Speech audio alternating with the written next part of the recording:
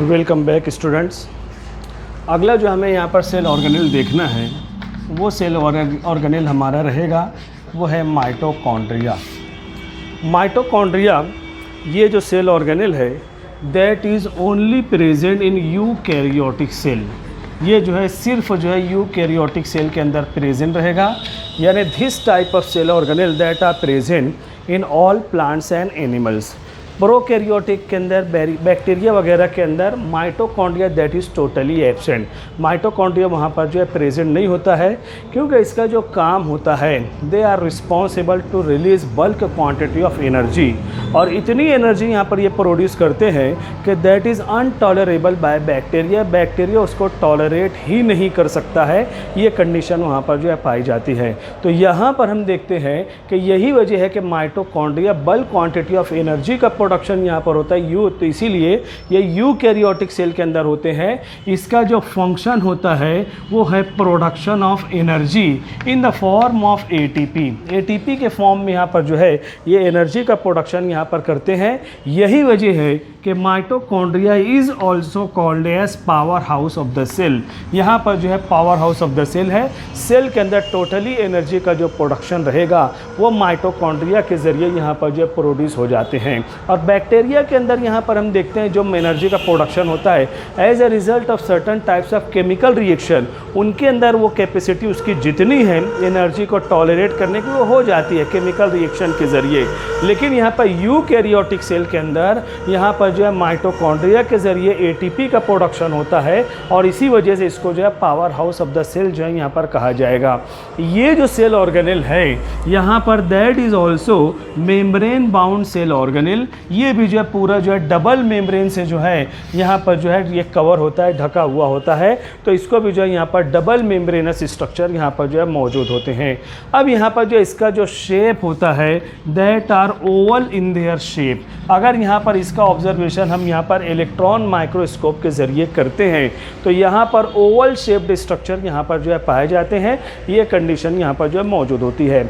अगर हम इसको माइटोकॉन्ड्रिया को अगर हम यहाँ पर उसका ऑब्जर्वेशन करते हैं इलेक्ट्रॉन माइक्रोस्कोप के ज़रिए, ओवल शेप्ड स्ट्रक्चर यहाँ पर जो है प्रेजेंट होते हैं and certain elaborated structure that are present in that. यहाँ पर जो है एलेबोरेटेड स्ट्रक्चर हैं जिसके अंदर हम यहाँ पर देखते हैं mitochondria that are bounded by double membrane. यहाँ पर जो ये एक मेम्ब्रेन है और ये दूसरी मेम्ब्रेन उसके अंदर जो यहाँ पर जो है प्रेजेंट होती है।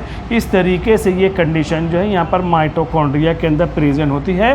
ये माइटोकॉन्ड्रिया का जो है इसको कट करके ये व्यू जो है हमें इस तरीके से इलेक्ट्रॉन माइक्रोस्कोप के अंदर दिखाई देता है, जिसके अंदर ये बाहर की जो मेम्ब्रेन है that is called as outer membrane. बाहर की मेम्ब्रेन जो रहेगी उसको आउटर मेम्ब्रेन कहेंगे।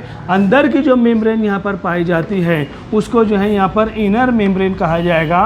Both the membrane these are made by lipoprotein. कोई स्पेसिफिक नाम यहाँ पर नहीं दिया गया है। आउटर मेम्ब्रेन है, इनर मेम्ब्रेन है and both the membrane that are made by lipoprotein, conjugated protein, compound protein के बने हुए हैं। प्रोटीन और लिपिड के मॉलिक्यूल से बने हुए होते हैं। इस तरीके से यहाँ पर जो है लिपोप्रोटीनस मटेरियल से बने हैं। एक खास चीज़ यहाँ पर देखी जाएगी, आउटर मेम्ब्रेन जो यहाँ पर प्रेजेंट होते हैं एक जगह से स्टार्ट होती है, पूरा एरिया कवर करते हुए उसी पॉइंट को पर आकर ख़त्म हो जाती है। यानी we can say that outer membrane that is smooth in their nature. यहाँ पर आउटर मेम्ब्रेन जो पाई जाती है that are smooth in their nature. Inner membrane यहाँ पर जो मौजूद है ये स्मूथ नेचर नहीं है। अब इनर मेम्ब्रेन यहाँ से निकली है at certain intervals finger like projections are present. थोड़े थोड़े डिस्टेंस पर जो है फिंगर लाइक प्रोजेक्शन यहाँ पर पाए जाते हैं। ये जो फिंगर लाइक प्रोजेक्शन यहाँ पर प्रेजेंट होते हैं these are called as cristae. इसको जो है यहाँ पर क्रिस्टी कहा जाएगा, जो सिर्फ और सिर्फ जो है यहाँ पर इनर मेम्ब्रेन के ऊपर पाए जाते हैं। हाई मैग्नीफिकेशन के अंदर जब हम यहाँ पर इसका ऑब्जर्वेशन करते हैं ये जो क्रिस्टी होता है इसके ऊपर very small outgrowths are present. ये जो आउटग्रोथ यहाँ पर प्रेजेंट होती है these outgrowth these are called as oxysome. ये जो आउटग्रोथ यहाँ पर प्रेजेंट होते हैं उसको जो है ऑक्सीजोम कहा जाएगा या ऑक्सीजोम या इसी को कहा जाता है F1 पार्टिकल भी इसको कहते हैं। ऑक्सीजोम या F1 पार्टिकल कहा जाएगा। यहाँ पर रेस्पिरेशन का जो प्रोसेस है, जो प्योरली ऑक्सीडेशन का प्रोसेस है, तो ऑक्सीडेशन की केमिकल रिएक्शन जो होती है वो इसी के अंदर होती है, ऑक्सीजोम के अंदर होती है। जब ये ऑक्सीजोम को हम यहाँ पर एलेबोरेट करके देखते हैं इस तरीके से, दैट कंसिस्ट ऑफ 3 पार्ट्स, 3 हिस्से जो है यहाँ पर प्रेजेंट होते हैं, 3 हिस्से यहाँ पर जो है पाए जाते हैं। ऊपर का हिस्सा जो होता है उसको हेड कहा जाएगा, मिडल पार्ट जो रहेगा उसको स्टॉक कहेंगे, और नीचे का हिस्सा जो होता है उसको बेस कहा जाता है। तो we can say that oxysome और F1 particle that consist of 3 parts, head, stalk और बेस। बेस के ज़रिए ये क्रिस्टी से जो है यहाँ पर जॉइंट रहेगा, ये जुड़ा हुआ जो है यहाँ पर पाया जाता है। इस तरीके से ये जो है क्रिस्टी के ऊपर, हर क्रिस्टी के ऊपर ये आउटग्रोथ जो है यहाँ पर ऑक्सीजोम या F1 पार्टिकल यहाँ पर जो है प्रेजेंट होते हैं।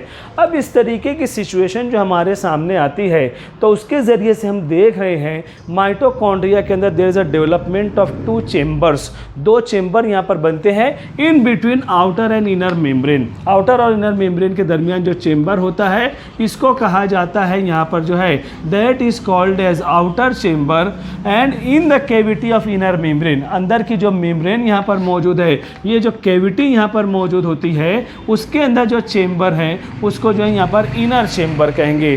तो बाहर के हिस्से में जो कैविटी है, लिक्विड मटेरियल दोनों के अंदर यहाँ पर भरे हुए होते हैं, ये आउटर चेम्बर है, और अंदर जो यहाँ पर इनर चेम्बर पाए जाते हैं। इनर चेम्बर जो होता है, ये जो इनर चेम्बर यहाँ पर मौजूद है that is also called as matrix, उसको जो यहाँ पर मैट्रिक्स के नाम से भी जो है यहाँ पर पहचाना जाएगा। That is also called as matrix भी उसको जो है यहाँ पर कहेंगे। और अक्सरियत जो केमिकल रिएक्शन यहाँ पर पाए जाते हैं वो केमिकल रिएक्शन यहाँ पर जो है मैट्रिक्स के अंदर जो है यहाँ पर प्रेजेंट होते हैं। अब यहाँ पर ये जो मैट्रिक्स के अंदर यहाँ पर ये ऑक्सीजोम है, F1 पार्टिकल यहाँ पर पाए जाते हैं। इसके अलावा 2 चीज़ें और हैं जो यहाँ पर जो है प्रेजेंट होती हैं। पहली चीज़ यहाँ पर जो है, यहाँ पर circular DNA is also present in that. पहली चीज़ यहाँ पर जो है सर्कुलर DNA भी यहाँ पर जो है पाए जाते हैं। DNA आम तौर पर न्यूक्लियस के अंदर प्रेजेंट होते हैं, लेकिन माइटोकॉन्ड्रिया और क्लोरोप्लास्ट, आगे वो भी आने वाला है, माइटोकॉन्ड्रिया और क्लोरोप्लास्ट इनके अंदर इसके खुद के भी DNA यहाँ पर जो है प्रेजेंट होते हैं। इसके अलावा DNA के अलावा जो है यहाँ पर राइबोसोम के पार्टिकल्स भी यहाँ पर मौजूद होते हैं। राइबोसोम जो खुद से एक सेल ऑर्गेनेल है, जो साइटोप्लाज्म के अंदर यहाँ पर होना है, इसके खुद के जो है राइबोसोम यहाँ पर प्रेजेंट होते हैं। तो यहाँ पर क्लोरोप्लास्ट के अंदर भी यहाँ पर जो है राइबोसोम और सर्कुलर DNA मौजूद हैं। माइटोकॉन्ड्रिया के अंदर भी सर्कुलर DNA और राइबोसोम मौजूद होते हैं। इन दोनों कंपोनेंट की वजह से माइटोकॉन्ड्रिया, और इसी तरीके से हम यहाँ पर माइटोकॉन्ड्रिया और दूसरा जो है यहाँ पर क्लोरोप्लास्ट यहाँ पर जो होते हैं, दोनों के ज़रिए जो है खुद से प्रोटीन सिंथेसिस का प्रोसेस होता है। अब जब ये खुद से प्रोटीन यहाँ पर बनाते हैं तो यही 2 सेल ऑर्गेनेल माइटोकॉन्ड्रिया है और क्लोरोप्लास्ट जो होते हैं, these are called as semi conservative cell organelle. इसी बेस पर इसको कहा जाता है सेमी ऑटोनोमस सेल ऑर्गेनेल कहेंगे। सेमी ऑटोनोमस सेल ऑर्गेनेल उसको जो है यहाँ पर कहा जाता है, क्योंकि इनके अंदर खुद से some amount of protein that can be produced by that, कुछ अमाउंट में प्रोटीन यहाँ पर इनके ज़रिए से तैयार होता है, इसीलिए उसको जो है यहाँ पर सेमी ऑटोनोमस सेल ऑर्गेनेल कहा जाएगा।